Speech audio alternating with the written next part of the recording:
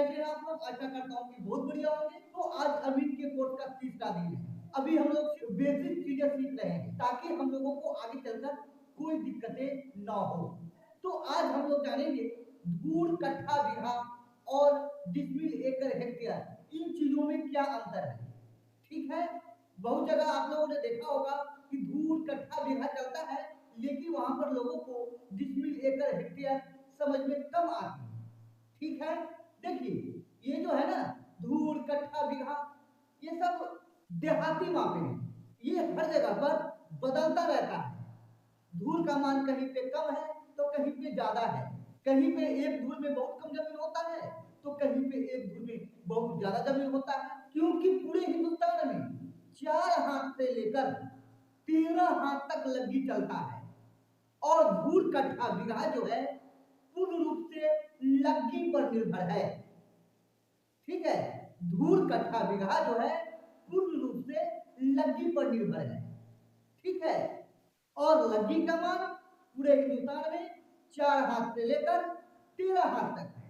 कहीं पे 4 हाथ का लग्गी होता है तो कहीं पे 12 हाथ का लग्गी चलता है, तो कहीं पे 13 हाथ का लग्गी चलता है, तो कहीं पे 6 हाथ का लग्गी चलता है, तो कहीं पे 5 हाथ का लग्गी चलता है, कहीं पे 5.5 हाथ का लग्गी चलता है, कहीं पे 6.5 हाथ का लग्गी चलता है। एवं प्रकार से पूरे हिंदुस्तान में 4 हाथ से लेकर 13 हाथ तक लग्गी चलता है। ठीक है, तो इसमें भिन्नता तो आएगी ही आएगी। जहां पे 4 हाथ का लग्गी चल रहा है वहां पे धूल छोटा होगा, और जहां पे 13 हाथ का लग्गी चलता है वहां पे धूल बड़ा होगा। लेकिन अब बात कर लेते हैं डिसमिल, एकड़, हेक्टेयर। ये जो है इंटरनेशनल माप है। इंटरनेशनल माप आप जहां भी चले जाइए, इंडिया में, अमेरिका में, पाकिस्तान में, जहां भी जाइए, हर जगह इसका जो मान है बराबर होता है। जैसे कि हिंदुस्तान में 1 डिसमिल में 1000 वर्ग करीब होता है, वैसे ही अन्य सभी जगहों पर, अन्य किसी भी कंट्री में चले जाए आप, तो वहां पे 1 डिसमिल में 1000 वर्ग करीब ही होगा। हिंदुस्तान में 100 डिसमिल का 1 एकड़ होता है। तो आप किसी भी देश में चले जाइए, कहीं भी चले जाइए, किसी भी राज्य में चले जाइए, 100 डिसमिल का 1 एकड़ ही होगा। ठीक है, इनमें कोई बदलाव नहीं होता है। और धूल, कट्ठा कहीं बड़ा तो कहीं छोटा। ठीक है, जैसे यहाँ पे देख लीजिए, जहां पे 4 हाथ का लग्गी चलता है, 4 हाथ का, और आप लोग जानते हैं कि एक हाथ में 1.5 फीट होता है। अगर नहीं जानते हैं तो आगे की वीडियो में हर चीज आपको बारीकी से पढ़ाया जाएगा कि एक हाथ में कितना फीट होता है, कितना गज होता है, एक हाथ में कितना कड़ी होता है। ठीक है, और इन चीजों को आपको याद करने की कोई आवश्यकता नहीं है। आपको ऐसा फॉर्मूला दूंगा, ऐसा फॉर्मूला दूंगा, ऐसा आसान फॉर्मूला दूंगा कि आप झट से पट पता कर लेंगे कि एक हाथ में कितना फीट होता है, एक फीट में कितना गज होता है, एक गज में कितना इंच होता है। इन सब परेशानी से आप लोग दूर हो जाएंगे।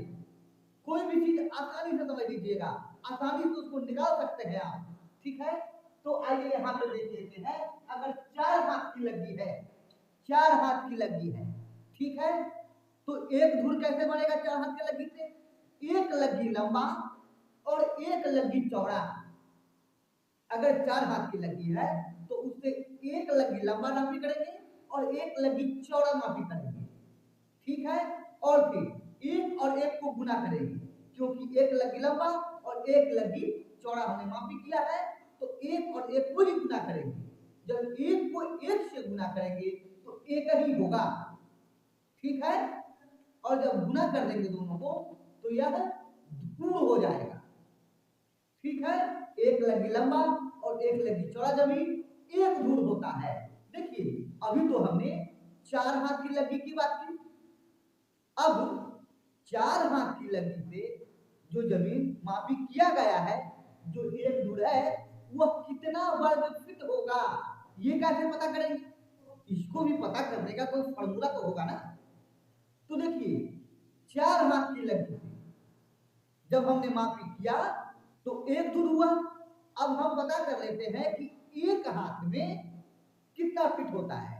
तो एक हाथ में 1.5 फीट होता है, तो वह लग्गी जो हुआ, जो कि 4 हाथ का है, तो वह हो गया 6 फीट का। 4 हाथ की लग्गी 6 फीट का हुआ। अगर उसको हाथ से मापी करे तो वह 4 हाथ, लेकिन अगर उसको फीट में देखा जाए तो वह 6 फीट होगा। और हमने बताया एक लगी लंबा और एक लगी चौड़ा। तो अब हमको 6 फीट लंबा और 6 फीट चौड़ा मापी करना है। जब 6 फीट लंबा और 6 फीट चौड़ा जमीन होगा तो यह एक धुर होगा। और जब 6 को 6 से गुना करेंगे तो 36 होगा, होगा ना। जब 36 होगा तो हमने यहाँ पे तो फीट से मापी किया है, तो अब जब फीट को फीट से गुना करेंगे तो वह हो जाएगा वर्ग फीट या फिर फीट स्क्वायर। ठीक है, आइए उसी प्रकार से देख लेते हैं। अगर 6 हाथ की लगी है, 6 हाथ की लगी है, तो उससे भी एक लगी लंबा और एक लगी चौड़ा जमीन जो होगा वह एक धूर ही होगा। जैसा कि 4 हाथ की लगी से हमने देखा था कि एक लगी लंबा एक लगी चौड़ा जमीन एक धूर था।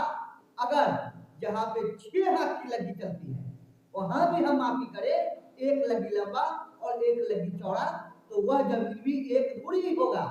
अगर कहीं पे 8 हाथ की लगी चलती है तो वहां भी एक लगी लंबा और एक लगी चौड़ा जमीन एक धूर ही होगा। तो कहने का मतलब कहीं का धूर छोटा है तो कहीं का धूर बड़ा है। लेकिन डिसमिल एकड़ हेक्टेयर की बात किया जाए तो वह हर जगह बराबर होता है। एक डिसमिल में हर जगह 435.6 वर्ग फीट होता है। 1000 वर्ग करीब होता है, 40 वर्ग मीटर होता है। ठीक है, यह हर जगह होता है।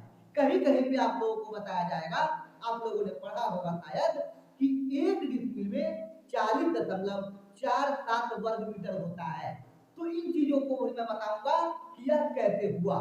ठीक है, एक बात और, आप लोगों को इसी क्लास में एक अपडेट दिए दे रहा हूं कि बिहार भूमि सर्वे जो हो रहा है उसमें एक नया अपडेट निकल कर आया है जो कि आप लोगों के लिए बहुत ही महत्वपूर्ण है। ठीक है, प्रपत्र 2 जो भरा जा रहा है उसका अंतिम तिथि है 31 मार्च 2025। और किस्तवार, किस्तवार मतलब अमीन आपके यहाँ आकर आपके जमीन पर स्थल पर जो आप खेती बाड़ी करते हैं, जहाँ पे आपका घर है, उस जमीन का आकर सर्वे शुरू कर देंगे। ठीक है, किस्तवार। उसके बाद शुरू होगा खानापुरी। खानापुरी किसको कहते हैं? जब नक्शा तैयार हो जाता है, किस्तवार में नक्शा तैयार किया जाता है और उसके बाद होता है खानापुरी।